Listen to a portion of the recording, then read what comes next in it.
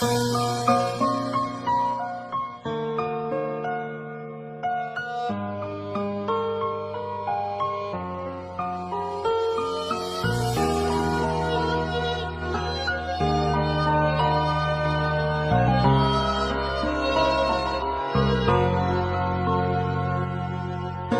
ស្នេហ៍ដំបូងពួកយើងជួបគ្នាក្នុងសាលា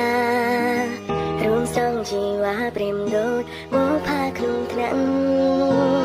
មនុស្សប្រុសជាច្រើនចាំអារំលើស្រងវលៀងតែអូនបែរធ្លាក់នៅក្នុងអន្លង់ស្នេហ៍បងអូនព្រៀបដូចជាអន្ទពូនយ៉ាងដ៏អស្ចារ្យតែងឈរក្រោយរៀងរាឲ្យកម្លាំងចិត្តបងរៀបការជាមួយនឹងក្រុមរាំងនេះអាចទេនឹងនៅក្បែរគ្នាដល់ចាំកោខ្ន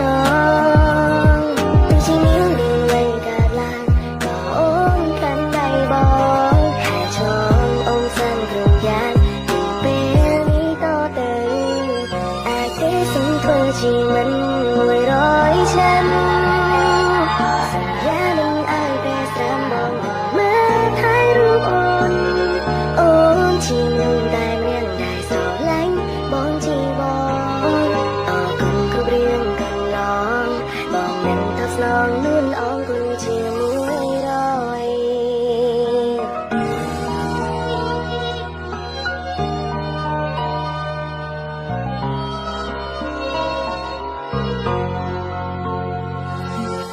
មានរឿងជាច្រើនដែលពួកយើងឆ្លងកាត់នឹងគ្នាមានទាំងលំបាកក្រុមគ្នាមានទាំងសប្បាយទាំងបានคล้ายជាអនុស្សាវរីយ៍ដ៏មានន័យដែលបងនឹងស្រីបានគង់ពីដល់ថ្ងៃនេះអូនព្រៀបដូចជាអន្ទពូនយ៉ាងដ៏អស្ចារ្យតែងឈរក្រោយរៀងរាឲ្យកម្លាំងចិត្ត